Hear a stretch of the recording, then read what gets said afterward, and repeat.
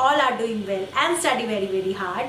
As you all know that मैंने Telegram पे डाला था कि मुझे फिजिकल केमिस्ट्री का एक चैप्टर स्टार्ट करना है and which chapter you want, और मैक्सिमम लोगों का ये था thermodynamics and chemical kinetics, but chemical kinetics majority से ज़्यादा था, तो इसलिए today I am starting with chemical kinetics and today is the first class for chemical kinetics. देखो this is the main thing कि केमिकल काइनेटिक्स से बहुत ज़्यादा मार्क्स का आता है, ठीक है. हर बार आपको क्वेश्चन देखने को मिलता है, इजी होता है. जो सबसे अच्छी बात है फिजिकल केमिस्ट्री की इस केमिकल काइनेटिक्स के पार्ट की, अगर आपने अच्छे से किया हुआ है तो आप इजीली उसको अटेम्प्ट कर सकते हो. 4 मार्क्स जो है वो आपके लिए इजी है लेने के लिए.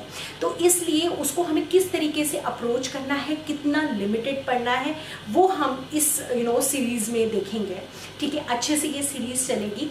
सबसे पहले देखते हैं कि हम लोग क्या स्टार्ट करने वाले हैं, मतलब क्या क्या हमें पढ़ना है, मेन हमें क्या क्या पढ़ना है. यहाँ मैंने ये ना सारे के सारे टॉपिक्स लिखे हैं, टॉपिक वाइज ही चलेगा, ठीक है. जैसे सबसे पहले रेट और रेट लॉ एक्सप्रेशन है जो कि बेस है केमिकल काइनेटिक्स की. आपको लगता है कि this is the basic, but this is important क्योंकि जब आप रिवर्सिबल रिएक्शन पढ़ोगे, पैरेलल रिएक्शन पढ़ोगे, कंजुगेटिव रिएक्शन पढ़ोगे, एक्टिवेटेड कॉम्प्लेक्स थ्योरी पढ़ोगे, कोलिजन थ्योरी पढ़ोगे, हर एक में पहला स्टेप यही होता है. आप कोई भी स्टेप स्टार्ट करोगे आपको रेट लिखना आना चाहिए कि आप इस पर्टिकुलर रिएक्शन का रेट लिख के दिखा दो, what is the rate of this reaction. तो आज की क्लास हमारी होगी रेट लॉ एक्सप्रेशन के ऊपर, और उसके ऊपर एक खूबसूरत सा क्वेश्चन जो कि उस पूरे पार्ट को अच्छे से कवर कर लेगा, ठीक है. इसके बाद हम लोग ऑर्डर ऑफ द रिएक्शन करेंगे जिसमें से फ्रीक्वेंटली आता है क्वेश्चन, ठीक है. इस टाइम पे सबसे ज्यादा जो आ रहा है वो ऑर्डर ऑफ द रिएक्शन है, अर्हेनियस इक्वेशन है, पैरेलल रिएक्शन है, रिवर्सिबल रिएक्शन है, कंजुगेटिव रिएक्शन है. मतलब this whole topics are very important, ठीक है. Activated complex theory, collision theory, enzyme catalysis, और इस पार्ट से भी आ जाता है क्वांटम एफिशिएंसी में से भी, तो वो भी हम लोग कर लेंगे. तो these are the main topics that would be taken in future in this series, ठीक है. तो ये हम लोग पढ़ेंगे. आज हम लोग स्टार्ट करते हैं, देखो केमिकल काइनेटिक्स से, ठीक है. रेट से स्टार्ट करते हैं. सबसे पहले केमिकल काइनेटिक्स में हम क्या पढ़ते हैं, सिंपल सी बात है, रेट ऑफ द रिएक्शन, ठीक है. What will be study rate of the reaction. एक रिएक्शन है, हम लोग लैब में करते हैं, 11-12 से हम लोग एक्सपेरिमेंट करने लग जाते हैं. कई रिएक्शंस होती है बहुत फास्ट हो जाती है, कई रिएक्शन बहुत स्लो होती हैं. अगर आप लोगों ने देखा होगा एसिड बेस रिएक्शन है, कितनी फास्ट होती है. AgNO3 के साथ रिएक्शन है, आपने कोई भी अगर क्या कहते हैं AgBr आपने उसके अंदर डाला, कितनी जल्दी उसका नाइट्रेट बन जाता है. तो दीज आर द रिएक्शन जो कि बहुत ही फास्ट हो जाती है. कई रिएक्शंस होती है बहुत स्लो चलती हैं, जैसे रिफ्लक्सिंग, हम लोग 3 दिन तक लगाते हैं, रिफ्लक्स के लिए छोड़ देते हैं लैब के अंदर, तो रिफ्लक्सिंग होती रहती है. तो इवन ह्यूमन ग्रोथ, अगर मैं एक जनरल सा एग्जांपल लूँ कि अगर नॉर्मल डेली लाइफ का दूँ, ह्यूमन ग्रोथ कितनी धीरे होती है, ठीक है, हाइट धीरे बढ़ती है. तो these all are the type of की स्टडी ऑफ द रिएक्शन की को किस रेट से चल रही है. Study of rate of the reaction. Rate का क्या मतलब है, the speed of the reaction, कि किस स्पीड से वो प्रोडक्ट बन रहा है या किस स्पीड से रिएक्टेंट कम हो रहा है, ठीक है. तो हम केमिकल काइनेटिक्स में देख रहे हैं कि ये रिएक्शन कितनी स्पीड से हो रही है, ठीक है. अब इसके बाद रेट ऑफ द रिएक्शन क्या है, मतलब ये तो मैंने नॉर्मल लैंग्वेज में बोल दिया कि मुझे स्पीड बतानी है, बट मुझे एक्सप्रेशन तो आना चाहिए ना, मैं कैसे एक्सप्लेन करूं, कैसे करूं. तो that is change of concentration of reactant और प्रोडक्ट विद टाइम. एक टाइम मैंने रिएक्शन अभी स्टार्ट करी, ठीक है. अब इस टाइम जैसे जैसे मेरा टाइम बढ़ रहा है, मेरा कंसंट्रेशन, जो रिएक्टेंट का कंसंट्रेशन है वो कम हो रहा है, ज़्यादा हो रहा है, क्या हो रहा है, प्रोडक्ट मेरा जो बन रहा है कम हो रहा है, ज़्यादा हो रहा है. इसको जो हम एक्सप्रेशन की फॉर्म में लिखते हैं, that is the rate of the reaction. देखो बहुत एक इंपॉर्टेंट बातें हैं, देखो माइन्यूट बातें हैं जो बच्चों को कंफ्यूज करती हैं. Rate of the reaction, rate constant, equilibrium constant, equilibrium of the reaction, there are so many terms. But अगर हम धीरे उनको समझेंगे तो एक एक टर्म क्लियर हो जाती है, ठीक है. तो अभी हम क्या कर रहे हैं, रेट ऑफ द रिएक्शन, जो कि होता है, अगर हम लोग बोले सिंपल टर्म्स में बोले, change in concentration of reactant और प्रोडक्ट मतलब ये मैंने कंसेंट्रेशन के लिए लिख दिया, दिस इज द कंसेंट्रेशन। अब ये कंसेंट्रेशन रिएक्टेंट की भी हो सकती है, प्रोडक्ट की भी हो सकती है, with time is called as the rate of the reaction. अभी मैंने कुछ नहीं बोला इसके बारे में, सिर्फ मैंने बताया है कि अगर आपसे कोई पूछेगा तो आपको क्या बताना है कि कंसेंट्रेशन ऑफ द रिएक्टेंट और प्रोडक्ट कैसे टाइम के साथ चेंज हो रही है, that is the rate of the reaction. ठीक है, एक ये इंपॉर्टेंट टर्म है, रेट इज ऑलवेज पॉजिटिव। इसको अभी जब हम रेट लॉ एक्सप्रेशन करेंगे ना, वहां मैं बहुत अच्छे से एक्सप्लेन करूंगी कि कैसे। ठीक है, इससे पहले यहाँ पे आते हैं, ये इंपॉर्टेंट बात है, units of rate of the reaction, rate of the reaction. इसकी यूनिट क्या होगी? अभी मैंने बोला it is the change in concentration of the reactant with time. ठीक है, तो ऑब्वियस सी बात है, जो भी मेरी यूनिट कंसंट्रेशन की होगी वही यूनिट मेरी रेट ऑफ द रिएक्शन की होगी। जो यूनिट मेरी कंसंट्रेशन की होगी वही unit rate of the reaction की होगी। आप कंसंट्रेशन को हम कितने टर्म्स में स्टडी करते हैं? 3 टर्म्स में मेनली स्टडी करते हैं। एक concentration in terms of molarity, concentration in terms of molality और concentration in terms of normality. बिल्कुल बेसिक लेवल है कि हम इन टर्म्स में इसको स्टडी करते हैं। ठीक है, मोलैलिटी क्या होता है? Number of moles of solute dissolve पर लीटर ऑफ द सोल्यूशन। ठीक है, जिसको हम मोल पर सेकेंड भी बोल सकते हैं। ये पूरा m है, m क्या होता है? मोल पर लीटर। ये है मोलैरिटी, मोलैरिटी पर सेकेंड। इसकी यूनिट क्या हो जाएगी? रेट ऑफ द रिएक्शन की, क्योंकि यहाँ कंसंट्रेशन मोलैरिटी की टर्म्स में है, तो ये हो गया मोलैरिटी, यहाँ पे हो गया सेकेंड, तो ये क्या हो गया? मोलैरिटी पर सेकेंड। और मोलैरिटी क्या है? Number of moles of solute dissolve पर लीटर ऑफ द सोल्यूशन। तो ये क्या हो जाएगा यहाँ पे हमारा? मोल पर लीटर पर सेकेंड। तो जब भी हमें रेट ऑफ द रिएक्शन की यूनिट, क्योंकि अभी जो हम न्यूमेरिकल करेंगे ना वो इसी के ऊपर बेस है, तो जब भी हमें रेट की यूनिट पूछी होगी तो जो भी कंसंट्रेशन की यूनिट्स होंगी वही हमारी यूनिट रेट की होगी पाई सेकेंड, मोल पर लीटर पर सेकेंड। अब मान लो कि कंसंट्रेशन मोलैलिटी की टर्म्स में है, number of moles of solute dissolve per kilogram of the solution of the solvent. यहाँ पे सॉल्वेंट की बात होती है, यहाँ सोल्यूशन की बात होती है, dissolve per kilogram of the solvent. तो यहाँ पे मोल पर केजी पर सेकेंड। मान लो टाइम मिनट में है, तो ये क्या हो जाएगा? मोल पर केजी, यहाँ पे पर मिनट कर लो। मतलब टाइम जिसमें भी है, सेकंड्स में है, मिनट्स में है, आवर्स में है, आपसे आवर्स में ही पूछा हुआ तो आवर्स में उसको लिख लो। नॉर्मेलिटी में अगर है इक्विवेलेंट्स डिसॉल्व पर litre of the solution is called normality, तो नॉर्मेलिटी पर सेकेंड। तो जनरली हमारे को मिलता है मोलैरिटी की टर्म्स में। मतलब अभी जो हम केमिकल काइनेटिक्स करेंगे, क्वेश्चंस करेंगे, आप देखा भी होगा आपने, तो आप मोलैरिटी की टर्म्स में ही देखोगे इसको। अब बुक कौन सी रेफर करें? पूरी Sharma Pathania is a very good book for the chemical kinetics. Atkins भी आप ले सकते हो, Atkin is also a very good book. And KL. Kapoor में थर्मोडायनेमिक्स के लिए ज़्यादा रेफर करती हूँ। ठीक है, तो आप पूरी शर्मा पठानिया के, जैसे मान लो आज ये क्वेश्चन, आज हम ये टॉपिक कर रहे हैं, मैं भी आपको न्यूमेरिकल कराऊंगी। न्यूमेरिकल्स बहुत सारे, मतलब कि ऐसा नहीं है बहुत कर लो, 5-6 न्यूमेरिकल आपके हर टॉपिक के होने चाहिए, हर टॉपिक के होनी चाहिए, क्योंकि फिजिकल केमिस्ट्री में न्यूमेरिकल ही आना है। ठीक है, और तो ज़्यादा आता नहीं, कॉन्सेप्चुअल तो ज़्यादा आते नहीं। तो न्यूमेरिकल्स की प्रैक्टिस बहुत सारी करनी, यूनिट कन्वर्जन की प्रैक्टिस हमको बहुत सारी करनी है। तो रेट मुझे लगता है समझ में आ गया होगा, simple, change in concentration with time. अभी मैं बोल रही हूँ रिएक्टेंट एंड प्रोडक्ट की टर्म में।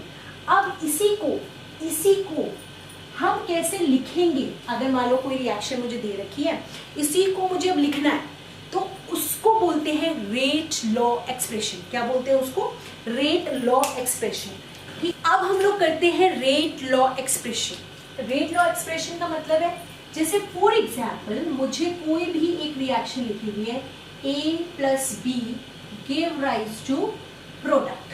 ठीक है, ये हमको बताया नहीं बताया, हमने मान लिया कि it is a elementary reaction. आगे जाके मैं आपको ये भी बताऊंगी कि एलिमेंट्री रिएक्शंस क्या होती हैं, कॉम्प्लेक्स रिएक्शंस क्या होते हैं। वैसे समझ लो, अगर एक ही स्टेप में रिएक्शन हो रही है, एक ही स्टेप में अगर रिएक्शन हो रही है तो उसे एलिमेंट्री रिएक्शन कहते हैं। अगर वही रिएक्शन 3 और 4 स्टेप में हो रही है तो उसे कॉम्प्लेक्स रिएक्शन कहते हैं। ठीक है, तो एलिमेंट्री रिएक्शन का मतलब होता है इन अ सिंगल स्टेप। तो for example this is a elementary reaction, हमारी ये कोई एलिमेंट्री रिएक्शन है, मैंने ऐसे जनरल सा लिख दिया। अब आपका क्वेश्चन आया सबसे फर्स्ट कि write down the rate law expression, rate law for this reaction. हमको रेट लॉ लिखना है, अभी हमने रेट का, ठीक है, सिंपल सा रेट का, अब मैं बोल रही हूँ रेट लॉ लिखना है। दोनों टर्म्स बिल्कुल बराबर हैं, कोई भी उसमें चेंज नहीं है। आपको बोला कि इसका रेट लॉ लिख दो, ठीक है। तो रेट लॉ लिखने का जो तरीका होता है रेट, उसको रेट ही हम लोग लिखते हैं, ठीक है। और मान लेते हैं कि यहाँ पे कोई कांस्टेंट है, रेट कांस्टेंट, दैट इज के। एक हो गया रेट, एक हो गया रेट कांस्टेंट, एक हो गया रेट लॉ, ठीक है। सब एक जैसे ही टर्म्स हैं, रेट कांस्टेंट अलग है जो हम नेक्स्ट क्लास में स्टडी करेंगे। रेट कांस्टेंट को आज सिर्फ हम रेट के बारे में कर रहे हैं। इसको हम 3 तरीके से लिख सकते हैं, इसको हम 3 तरीके से लिखेंगे। पहले लिखेंगे रेट अब सबसे पहले, और इसको एक मार्क कर लो बड़ा बड़ा सा कि हमें जब भी रेट लिखना है ना पूरी केमिकल काइनेटिक्स में, इस बात को याद रखेंगे। पूरी केमिकल काइनेटिक्स में जब हम चाहे, अच्छा इसमें मैंने लिंडमैन थ्योरी छोड़ दिया, यूनिमोलिकुलर बायोमोलिकुलर रिएक्शंस वगैरह वो भी हम लोग करेंगे, ठीक है। तो जब भी हम लोग कोई भी रिएक्शन पढ़ेंगे, हमें अगर रेट लिखना होगा तो हम रिएक्टेंट की फॉर्म में लिखेंगे, रिएक्टेंट की फॉर्म में लिखेंगे। हमें बोला रेट लॉ लिख दो इस पर्टिकुलर रिएक्शन का, तो उसमें रिएक्टेंट्स आने चाहिए, प्रोडक्ट नहीं आना चाहिए। विद रेट कांस्टेंट बड़ा बड़ा लिखेंगे। अगर हमसे कोई भी रेट लॉ लिखने के लिए बोल रहा है कि write down the rate law of this particular reaction, या इन फ्यूचर कभी भी केमिकल काइनेटिक्स में, तो हम क्या करेंगे, रेट कांस्टेंट लेंगे और रिएक्टेंट लिख देंगे। जैसे फॉर एग्जांपल आपने यहाँ पे लिखा, तो यहाँ पे पहले रेट कांस्टेंट, ये रेट कांस्टेंट है, इस रिएक्शन का ये रिएक्टेंट है, this is the reactant of this reaction. Rate constant के कंसंट्रेशन ऑफ ए, और जो भी कोफिशिएंट होता है वो पावर में चला जाएगा, स्क्वायर, यहाँ पे बी के आगे coefficient 3। This is the rate law of this reaction. अब मैं क्या कह रही हूं कि मुझे रिएक्टेंट की फॉर्म में लिखना है। फॉर एग्जाम्पल कोई एक रिएक्शन थी, A + B give rise to C, और ऐसे बना दिया, ये लिख दिया K1, ये लिख दिया K2, ठीक है। अब बोला रेट लॉ लिख दो इन terms of C, in terms of C। तो इन टर्म्स ऑफ C का क्या मतलब है, now C is my reactant, now C is my reactant. मतलब अब देखो C के टर्म्स में लिखना है, तो C हमारा ऐसे में, अगर हम लोग इस साइड में रिएक्शन लिखेंगे तो यहाँ पे मेरा क्या है, C इज द रिएक्शन। मान लो मैंने कहा कि इस वाले के लिए आप रेट लॉ लिख दो, जो ये बैकवर्ड है ना इसके लिए लिखो। तो बैकवर्ड के लिए अगर मैं देखूंगी K2 is the rate constant, C is my reactant, तो इसके लिए अगर मुझे रेट लॉ लिखना होगा तो मैं क्या लिखूंगी, K2 × C। मान लो मेरे को कहा फॉरवर्ड रिएक्शन के लिए रेट लॉ लिख दो, फॉरवर्ड के लिए, तो फॉरवर्ड में क्या है, A + B रिएक्ट करके C बना रहे हैं ना, और केवल रेट लॉ। तो फॉरवर्ड के लिए आप कैसे लिखोगे, फॉरवर्ड, ये मान लो हो गया बैकवर्ड, ये हो गया फॉरवर्ड। फॉरवर्ड के लिए लिखना है तो this is my reactant and this is my rate constant, तो K1 A × B। बात समझ में आ रही है? बात सिंपल सी ये है कि रेट लॉ जिस भी डायरेक्शन में पूछा है, इस डायरेक्शन पूछा है, दिस इज द रिएक्टेंट। मान लो इसी को बैकवर्ड कर देते और पूछते कि इसके लिए लिख दो, तो P will become the reactant. तो रिएक्टेंट की टर्म में लिखना है रेट लॉ, इसको हम दिमाग में बिठाएंगे, बहुत काम आने वाला है आगे। बच्चों को बहुत कंफ्यूजन होती है जब लिंडमैन थ्योरी आती है, जब बहुत सारे रेट्स आ जाते हैं, K1 K2 K3 K4, तो आपको किसके टर्म्स में लिखना है, आपको रिएक्टेंट की टर्म्स में लिखना है। अब हम यहाँ पे थे, ऐसे भी लिख सकते हैं। अब ये तो हो गया कि इस रिएक्शन के लिए दो। कई बार आता है write down the rate law in terms of reactants, क्योंकि मैंने बोला कि रेट तो आप इन टर्म्स ऑफ रिएक्टेंट भी लिख सकते हो, प्रोडक्ट भी लिख सकते हो, पर जब भी आपको रेट लॉ लिखने के लिए कहेंगे और कुछ मेंशन नहीं होगा तो आप रिएक्टेंट की फॉर्म में लिखेंगे, आप रिएक्टेंट की फॉर्म में लिखेंगे, ऐसे लिखेंगे, ठीक है।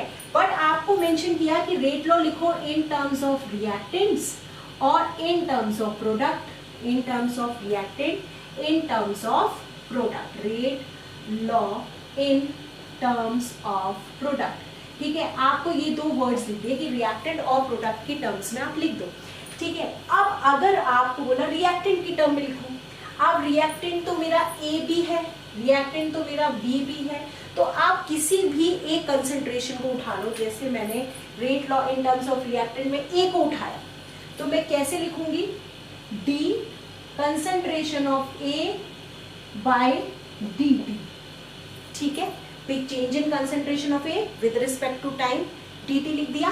अब जब भी रिएक्टेंट है, क्योंकि हमें पता है देखो रिएक्टेंट क्या हो रहा है, रिएक्टेंट कम हो रहा है और प्रोडक्ट बन रहा है, तो ये डिक्रीज ही करेगी इसकी कंसंट्रेशन, तो हम इसके आगे लगा देंगे नेगेटिव साइन, ठीक है। अब आते हैं rate law in terms of product, तो प्रोडक्ट में हमारा क्या है, P है, ठीक है, और प्रोडक्ट हमेशा इंक्रीज करता है, dP बाय dt, और ये रहेगा पॉजिटिव। इतनी बात हमको समझ में आ गई कि ये रेट लॉ लिखना है तो हम यहाँ ये भी लिख सकते हैं is equal to minus dA by dt भी लिख सकते हैं, माइनस dB बाय dt भी लिख सकते हैं, क्योंकि B हमारा क्या हो रहा है, कम हो रहा है, is equal to d by dP by dt भी लिख सकते हैं।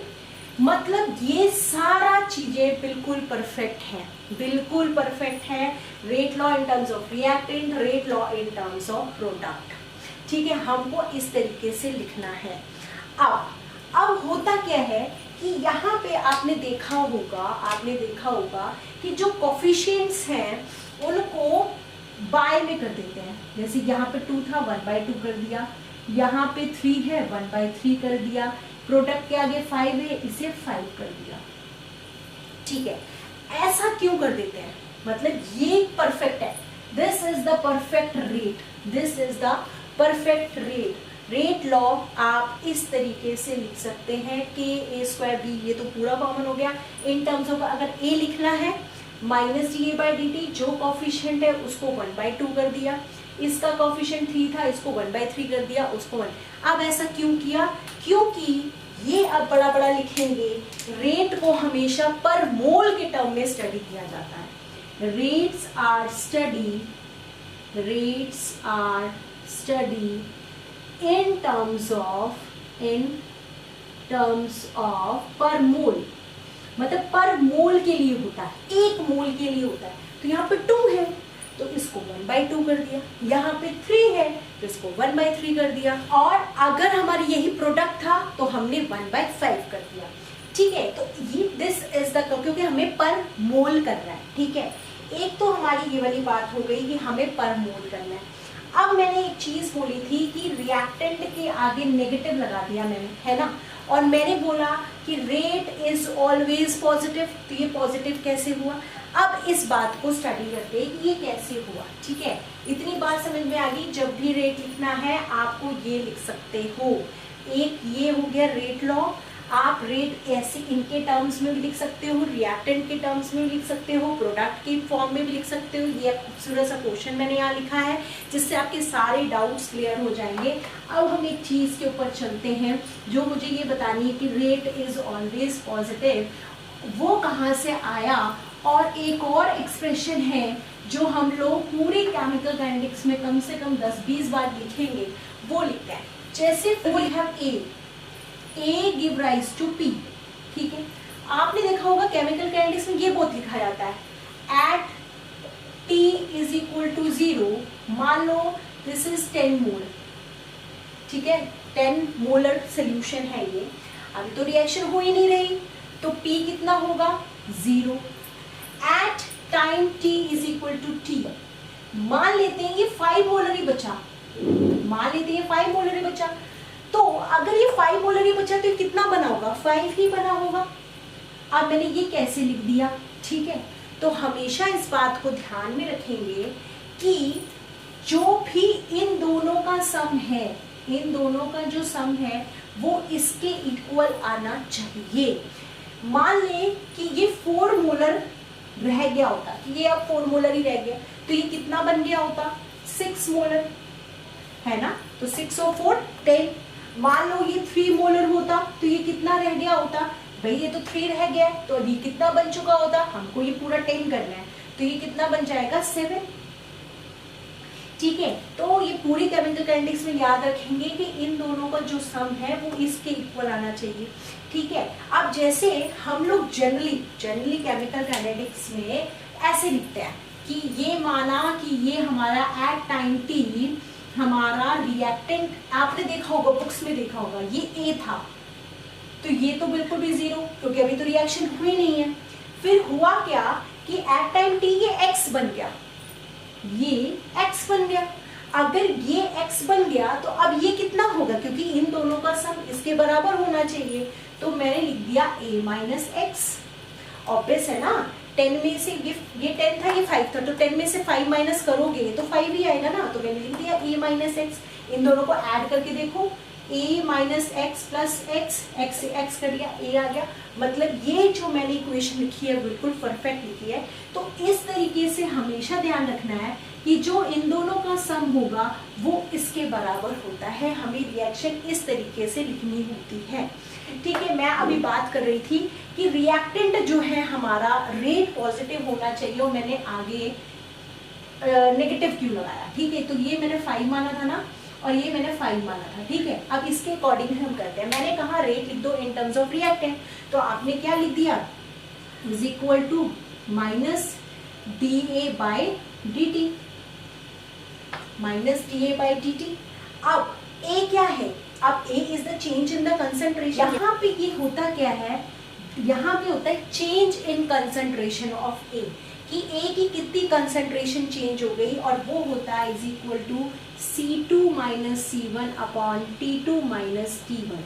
C2 मतलब जो फाइनल कंसंट्रेशन थी, C1 हमारी क्या है, इनिशियल कंसंट्रेशन, ठीक है। इस टर्म में हमको, और इसके आगे हमने लगा रखा है माइनस साइन, ठीक है। अब C2 हमारी कितनी है, C2 क्या है हमारी फाइनल कितनी आ गई हमारी 5, तो माइनस ब्रैकेट 5, इनिशियल कितनी थी 10, अपॉन में 10, मान लो टाइम कुछ भी था, वो तो T2 माइनस T में नहीं लिखते, क्योंकि हमें तो मेन ये देखना है कि यहाँ पे रेट पॉजिटिव आना चाहिए। अब आप यहाँ देखोगे तो ये क्या आ गया, माइनस, यहाँ माइनस 5, ठीक है। रेट इज ऑलवेज पॉजिटिव, मान लो मैं ये माइनस नहीं लगाती तो answer minus 5 upon T2 minus T1 होना था ना, जो रेट था वो मेरा minus 5 upon T2 minus T1 हो गया। बट जो मैंने माइनस लगाया उससे हुआ क्या कि जो मेरा रेट है ओवरऑल रेट पॉजिटिव आ रहा है, इसीलिए हम रेट के आगे नेगेटिव लगाते हैं फॉर रिएक्टेंट्स, क्योंकि हमें ओवरऑल रेट पॉजिटिव करना होता है, क्योंकि रेट इज ऑलवेज पॉजिटिव। तो guys this is the basic rate law expression, और आपको कौन कौन से बेसिक पॉइंट्स को दिमाग के अंदर रखना है रेट को लिखने के टाइम, क्योंकि this is the basic and this is very very important. अब हम ना एक क्वेश्चन करते हैं जो हमने यहाँ बगल में लिखा है, क्योंकि जो क्वेश्चन आएगा तो हमें तो क्वेश्चन करना है ना, हमें तो क्वेश्चन आना चाहिए कि कैसे है, ठीक है। तो अब ये क्वेश्चन को सॉल्व करते हैं, जो ये क्वेश्चन है, in a reaction 2A plus B give rise to 2A plus B give rise to C plus 3B। Taking place temperature दे रखा है आपको, del A by del T is found to be, मतलब इसकी आपको term दे रखी, इसकी जो कंसेंट्रेशन है वो ये है, मतलब DA by DT है, मतलब इसका रेट नियर अबाउट ये दे रखा है माइनस 4.6 इंटू 10⁻⁻4 मोल पर लीटर पर सेकेंड है, तो मतलब rate of change in concentration of A with respect to time आपको ये दे रखा है। What is the rate of the reaction, कैसे लिखेंगे, आपको इस रिएक्शन के लिए अगर रेट ऑफ द रिएक्शन लिखना होता, हम सारा लिखेंगे, अगर मुझे इस रिएक्शन के लिए रेट ऑफ द रिएक्शन लिखना होता पहले इन टर्म्स ऑफ रिएक्टेंट आप कोई मान लो ये K है तो K A का स्क्वायर इंटू बी ऐसा लिख सकते हैं is equal to minus DA by DT और जो कोफिशिएंट है वो 1/2 कर दो is equal to minus DB by DT is equal to यहाँ पे तो कुछ है ही नहीं DC by DT is equal to 1/3 D by DT। ठीक है, ये तो अब प्रोडक्ट है तो प्लस रहेगा। तो इन सब टर्म्स में हम रेट लिख सकते हैं। उसने पूछा मुझे रेट ऑफ द रिएक्शन बता दो इसका, मुझे इसकी वैल्यू दे रखी है और वो में इसकी वैल्यू दे रखी है 1/2 की नहीं दे रखी, सिर्फ DA बाय DT की दे रखी है। Del A by del T लिखा हुआ। अच्छा एक और चीज, डेल का क्या मतलब है, D का मतलब क्या है। डेल का मतलब होता है जो बहुत ज्यादा चेंज आ रहा है, जब किसी भी चीज में बहुत चेंज आ रहा हो, बिग चेंज, तब हम डेल्टा यूज करते हैं और D के लिए हम स्मॉल चेंज के लिए यूज करते हैं। जब कोई स्मॉल चेंज है तो हम D यूज करते हैं। ठीक है, आपको इसकी वैल्यू दे रखी है del A by del T की, तो हम रेट निकाल सकते हैं। इसके टर्म्स में लिख लो, आ rate of the reaction is equal to -1/2 DA by DT। ठीक है, अब -1/2 तो भाई हमने लिखा है अपनी तरफ से, माइनस हमने अपनी तरफ से लगाया। इक्वेशन दे रखी इसकी, जो इस DA बाई DT की वैल्यू दे रखी है -4.6 इंटू 10⁻⁻⁴ मोल पर लीटर पर सेकेंड। माइनस से माइनस कट जाएगा, 2 से आप काट लोगे 2.3। ठीक है, तो आंसर आ जाएगा 2.32 और देखो पॉजिटिव आ गया 2.3 इंटू 10⁻³ मोल पर लीटर पर सेकेंड। समझ में आ गया, ये आ गया रेट ऑफ द रिएक्शन। अब नेक्स्ट क्या पूछा है, what is the rate of formation of D. जब भी ऐसी चीज है rate of formation of D, अब देखो आप दो तरीके से कर सकते हो, क्योंकि आपको रेट ऑफ रिएक्शन पता चल गया। आप ये वैल्यू यहाँ पुट करो, 1/3 करो, 3 को इससे मल्टीप्लाई करो, तब भी आंसर आ सकता है। देखो इसको दो तरीके से आप कर सकते हो, इसको आप दो तरीके से कर सकते हो। रेट, हमारा रेट की वैल्यू आ चुकी है, रेट इसके भी इक्वल है, ROR is equal to 1/3 D by DT। ये अभी हमारा आया 2.3 इंटू 10⁻⁻⁴, जो यूनिट से हम रहने तो 1/3 D बाई DT। ठीक है, D बाई DT, यहाँ पे मैंने D नहीं लगाया। अब इसकी वैल्यू करनी है, 3 वहां ले जाओ, तो ये क्या हो जाएगा 3 3 9.6 into 10⁻⁻⁴ is equal to D by DT mole per litre पर सेकेंड। ऐसे कर सकते हैं, या इसको एक और तरीके से भी कर सकते हैं, इन दोनों को आपस में इक्वेट कर दो। भाई इसकी वैल्यू आपको गिवन है, 1/2 लगाना है सामने बिल्कुल, ठीक है, और 1/3 इसका, तो आप यहाँ से भी निकालोगे, आपका आंसर यही आएगा, मोल पर लीटर पर सेकेंड। करके देखना आपको, ठीक है। अब आते हैं, इफ रिएक्टेंट्स आर गैसियस। अभी तक हमने कंसंट्रेशन की टर्म, कंसंट्रेशन तो किसी भी टर्म में हो सकती है, सॉलिड भी हो सकती है, गैसियस भी हो सकती है। अब माना कि ये गैसियस है, तो आपको इसको रेट, मतलब इसी रेट को आपको कन्वर्ट करना है एटमॉस्फेयर पर मिनट में, एटमॉस्फेयर पर मिनट में, मतलब प्रेशर की फॉर्म में आपको इसको करना है। अब देखो कैसे करेंगे, बहुत आसान है, ठीक है। देखो अब नेक्स्ट पार्ट हम लोग कर रहे हैं, ठीक है। नेक्स्ट बोला in terms of gaseous terms में बता दो।